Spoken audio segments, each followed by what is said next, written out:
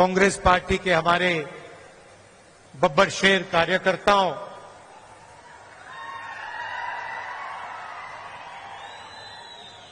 आपने सबको डरा रखा है, बीजेपी वालों को।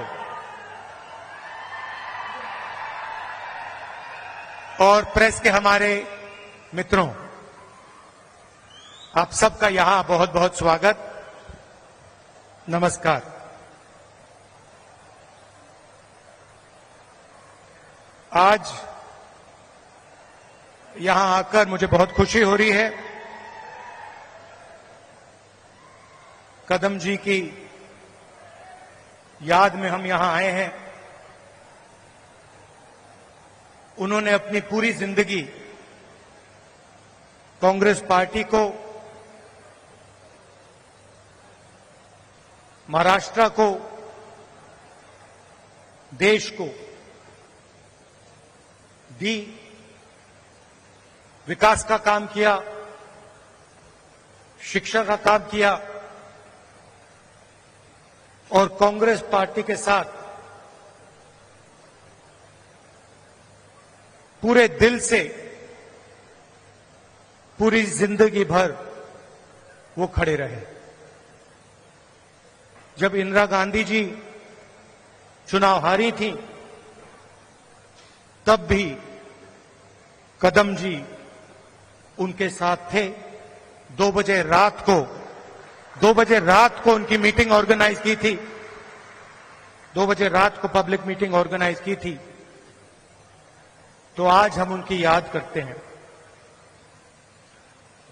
महाराष्ट्र प्रोग्रेसिव स्टेट है। अलग अलग लोगों ने यहां पर प्रोग्रेसिव काम किया, जनता को एक साथ लेकर इंस्पायर किया।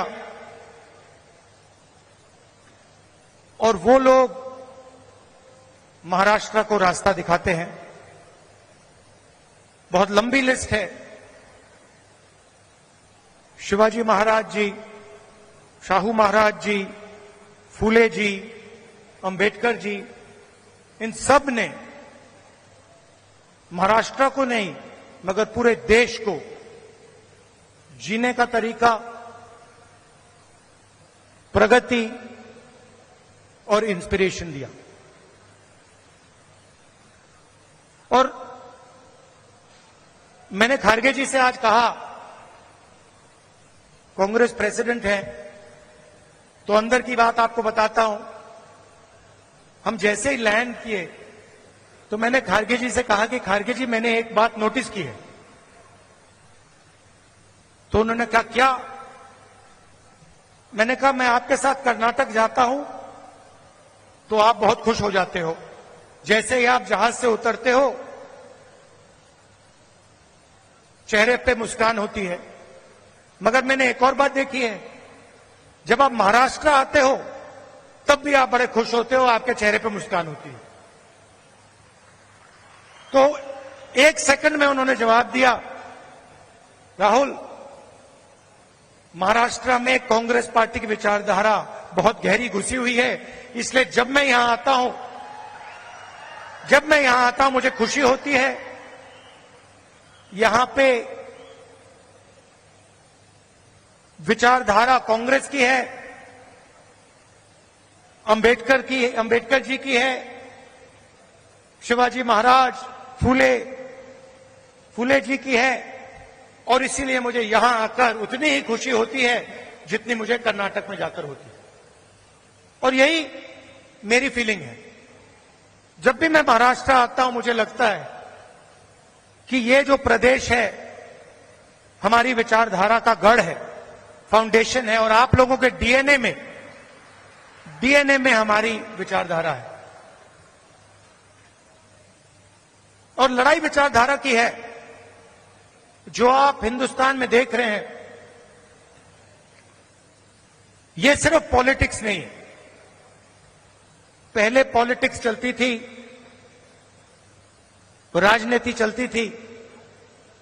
आज हिंदुस्तान में आइडियोलॉजिकल लड़ाई चल रही है, विचारधारा का युद्ध चल रहा है। और एक तरफ कांग्रेस पार्टी और ये सब महापुरुष, और दूसरी तरफ बीजेपी। हम सोशल प्रोग्रेस चाहते हैं, हम सबको जोड़कर एक साथ आगे ले जाना चाहते हैं, और वो चाहते हैं कि चुने हुए लोगों को हिंदुस्तान का पूरा फायदा मिले, दलित दलित रहे, पिछड़े लोग पिछड़े रहें, आदिवासी आदिवासी रहें, और जो जात का ढांचा है वो वैसा का वैसा रहे। ये हम दोनों के बीच में लड़ाई है, और ये आपको पूरे देश में दिखेगी। वो नफरत फैलाते हैं, हिंसा फैलाते हैं, एक धर्म को दूसरे धर्म से लड़ाते हैं, एक जात को दूसरी जात से लड़ाते हैं, एक भाषा को दूसरी भाषा से लड़ाते हैं। मणिपुर देखिए, पहली बार हिंदुस्तान की हिस्ट्री में सिविल वॉर जैसा माहौल बना हुआ है, मगर आज तक 1.5 साल हो गया, आज तक हिंदुस्तान के प्रधानमंत्री मणिपुर नहीं गए, जा ही नहीं सकते, क्योंकि वहां पे बीजेपी के लोगों ने आग लगाई। तो ये लड़ाई चल रही है। भारत जोड़ो यात्रा में कन्याकुमारी से हम कश्मीर चले। लोग कहते हैं कि राहुल गांधी कन्याकुमारी से कश्मीर चला। नहीं, मैं अकेला नहीं चला था, लाखों लोग हमारे साथ कन्याकुमारी से कश्मीर चले थे।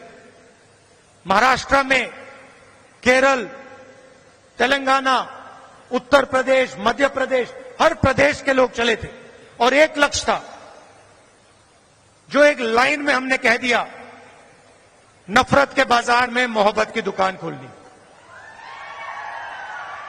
हमें नफरत की राजनीति नहीं चाहिए, नफरत का हिंदुस्तान नहीं चाहिए, हमें मोहब्बत की राजनीति चाहिए, मोहब्बत का हिंदुस्तान चाहिए। हम भाईचारा देखना चाहते हैं, हम एक दूसरे की इज्जत करना चाहते हैं। यह फर्क है। आप देखिए, देश के कोने कोने में ये लोग नफरत फैलाते हैं, और ये नई चीज नहीं है, ये सदियों से कर रहे हैं, और ये विचारधारा की लड़ाई भी पुरानी है। आज ये लड़ाई कांग्रेस पार्टी और बीजेपी के बीच में है। इससे पहले यही लड़ाई फूले जी ने लड़ी, यही लड़ाई शिवाजी महाराज ने लड़ी। विचारधारा उनकी और हमारी मिलती है। उनकी विचारधारा में और कांग्रेस पार्टी की विचारधारा में कोई फर्क नहीं। चाहे वो अंबेडकर जी हों, शाहू जी महाराज हों, शिवाजी महाराज हों, फूले जी हों, अगर आप उनको पढ़ें, उनके आइडियाज को देखें, समझें, तो आपको पता लगेगा कि फूले जी के आइडियाज, अंबेडकर जी के आइडियाज, शिवाजी महाराज के आइडियाज हमारे कॉन्स्टिट्यूशन में आज है। और चुनाव में हमने साफ कह दिया कि लड़ाई विचारधारा की है। बीजेपी के लोग हिंदुस्तान के संविधान को खत्म करना चाहते हैं। सीधी सी बात है, आप देख लीजिए, जहां भी ये अपने लोग डाल सकते हैं, वहां ये अपने लोग डाल देते हैं। चाहे वो इलेक्शन कमीशन हो, चाहे वो शिक्षा के इंस्टीट्यूशंस हो, लीगल सिस्टम हो, ब्यूरोक्रेसी हो, ये मेरिट नहीं देखते हैं। आज हिंदुस्तान में इनकी आंखों में एक ही तरीका का मेरिट है। अगर आप आरएसएस के हो तो मेरिट है, अगर आरएसएस के नहीं हो तो आपके लिए इन संस्थाओं में कोई जगह नहीं। और हर रोज ये कॉन्स्टिट्यूशन पर आक्रमण। हमने जाति जनगणना की बात की, हमने कहा कि देखिए, देश में पता लगाना है कि किसकी कितनी आबादी है और किसका कितना हक बनता है। मैंने कुछ गलत बोला? सही बोला ना कि ये पता लगाना है, अलग अलग वर्ग के लोग हैं, ये कितने हैं, इनकी आबादी कितनी है और इनका हक क्या है और कौन सी संस्थाओं में इनके लोग हैं। एक प्रकार से हम स्नैपशॉट लेना चाहते हैं कि हिंदुस्तान में आज क्या हालात है। बीजेपी को लोग एकदम कहते हैं नहीं। हमने दबाव डाला,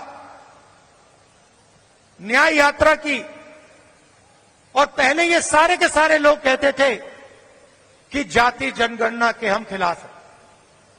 आरएसएस के लोग कहते थे, बीजेपी के लोग कहते थे, इनके नेताओं के बयान हर रोज आते थे कि जाति जनगणना नहीं होना चाहिए। हमने दबाव डाला और कुछ दिन पहले कंफ्यूजन में आरएसएस कहती है कि हां, जाति जनगणना जरूरी है। अगर आप आज कह रहे हो कि जाति जनगणना जरूरी है, तो पिछले 6 महीने में आप क्या कह रहे थे? मैं आपको बता रहा हूं, पार्लियामेंट में हमने कहा है,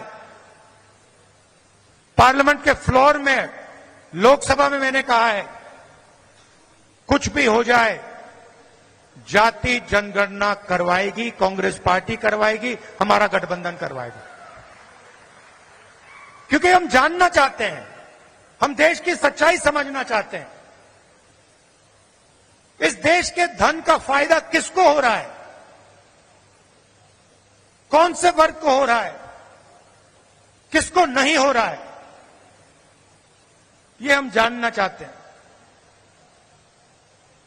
और ये हम काम करवा के दिखाएंगे। भाइयों और बहनों, आज हमने कदम जी की मूर्ति का उद्घाटन किया और जब मैं वहां था, मैं सोच रहा था कि कदम जी ने 60 साल आपके साथ काम किया, ट्रांसपेरेंसी के साथ, मोहब्बत के साथ उन्होंने काम किया, ईमानदारी के साथ उन्होंने काम किया। 60 साल में उन्होंने आपसे कभी माफी नहीं मांगी। क्यों नहीं मांगी? क्योंकि जरूरत नहीं पड़ी। यह सच्चाई है। माफी वही मांगता है जो गलत काम करता है। जिसने गलती ही नहीं की, उसको माफी किस चीज की मांगनी है? यहां कुछ ही दिन पहले शिवाजी महाराज की मूर्ति बनाई गई और मैंने अखबार में पढ़ा कि प्रधानमंत्री ने कहा, मैं शिवाजी महाराज से माफी मांगता हूं।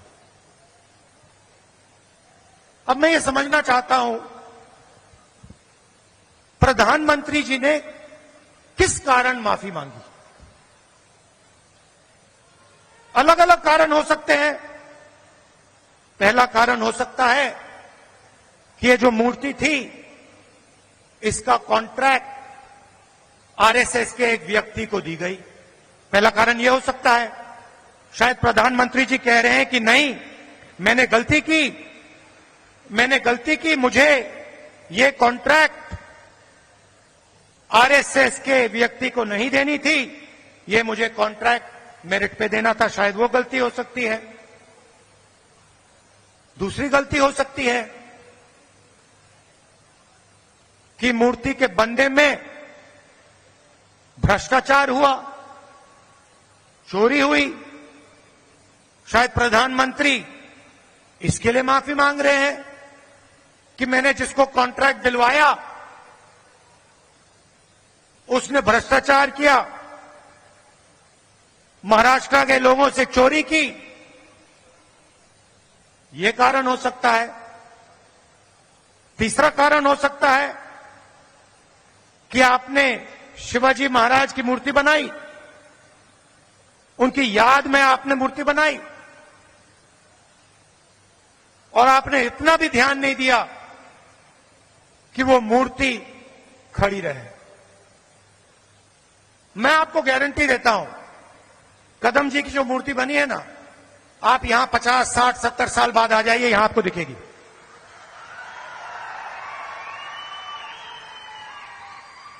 और शायद सबसे बड़े महापुरुष शिवाजी महाराज जी की मूर्ति बनती है, और कुछ ही दिनों में भ्रष्टाचार के कारण, गलत व्यक्ति को कॉन्ट्रैक्ट देने के कारण वो मूर्ति गिर जाती है।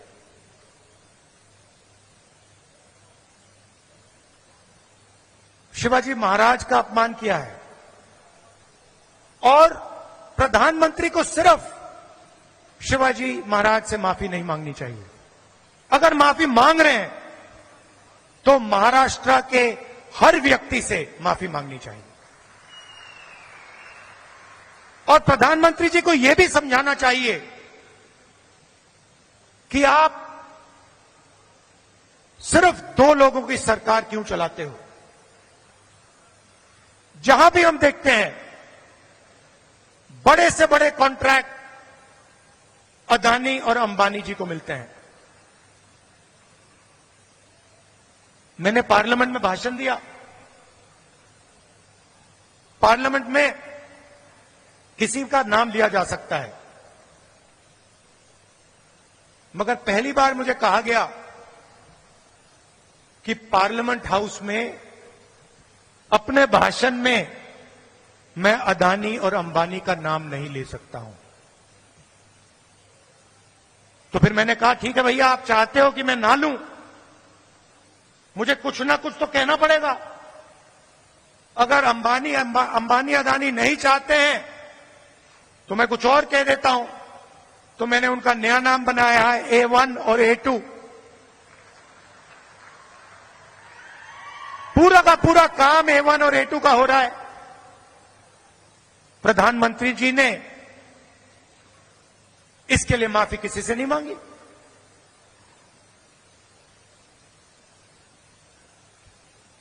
काले कानून आए, किसानों से उनका हक छीनने वाले कानून, 700 किसान शहीद हुए। हमने पार्लियामेंट में कहा कि 2 मिनट इनके लिए मौन रखा जाए। हमें कहा जाता है नहीं, ये शहीद नहीं है।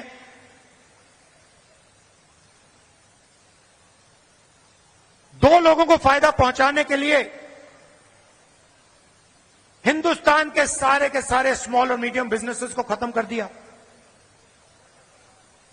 जो लोग इस देश को रोजगार देते हैं, उनको नोटबंदी से, गलत जीएसटी से आपने खत्म कर दिया। अरबपतियों का रास्ता खोलने के लिए उनसे भी आप माफी मांगिए,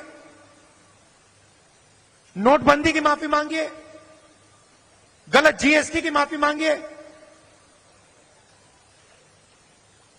और नतीजा क्या है कि आज अगर युवा रोजगार चाहता है, सिर्फ महाराष्ट्र में नहीं, पूरे देश में कहीं भी अगर रोजगार चाहता है, उसे रोजगार नहीं मिल सकता। क्यों? क्योंकि जो कंपनियां उसे रोजगार देती थी, जो छोटी कंपनी थी, मिडिल साइज कंपनी थी, वो सब बंद हो गई, खत्म हो गई। भाइयों और बहनों, अंबानी और अदानी इस देश को रोजगार नहीं दे सकते हैं। रोजगार कौन दे सकता है? रोजगार छोटे बिजनेस वाले दे सकते हैं, रोजगार मीडियम साइज बिजनेस वाले दे सकते हैं, जो छोटी फैक्ट्रियां चलाते हैं, मिडिल साइज फैक्ट्रियां चलाते हैं, जो चीजें बनाते हैं, ये लोग दे सकते हैं। आज हिंदुस्तान में नया मॉडल है, चाइना का माल आता है, वही 10-12 अरबपति उस माल को बेचते हैं, आप मोबाइल फोन के पीछे देख लीजिए मेड इन चाइना, शर्ट के पीछे देख लीजिए मेड इन बांग्लादेश, जूते के नीचे देखिए made in Vietnam, made in Maharashtra, made in India, आपको कहीं नहीं दिख सकता। और ये सारा का सारा माल ये अरबपति बेचते हैं। नुकसान किसका होता है? हिंदुस्तान के युवाओं का होता है। हिंदुस्तान के जो छोटे बिजनेस हैं, मिडिल साइज बिजनेस हैं, जो चाइना का मुकाबला कर सकते हैं, उनका होता है। फायदा किसका होता है? नरेंद्र मोदी जी की मार्केटिंग होती है, अदानी और अंबानी जी का फायदा होता है। और दो हिंदुस्तान बन रहे हैं, एक अरबपतियों का उसमें 20-25 लोग हैं, और दूसरा मजदूरों का, किसानों का, बेरोजगार युवाओं का। भाइयों और बहनों, 16 लाख करोड़ रुपए, 16 लाख करोड़ रुपए नरेंद्र मोदी जी ने इन 20-25 लोगों का कर्जा माफ किया है।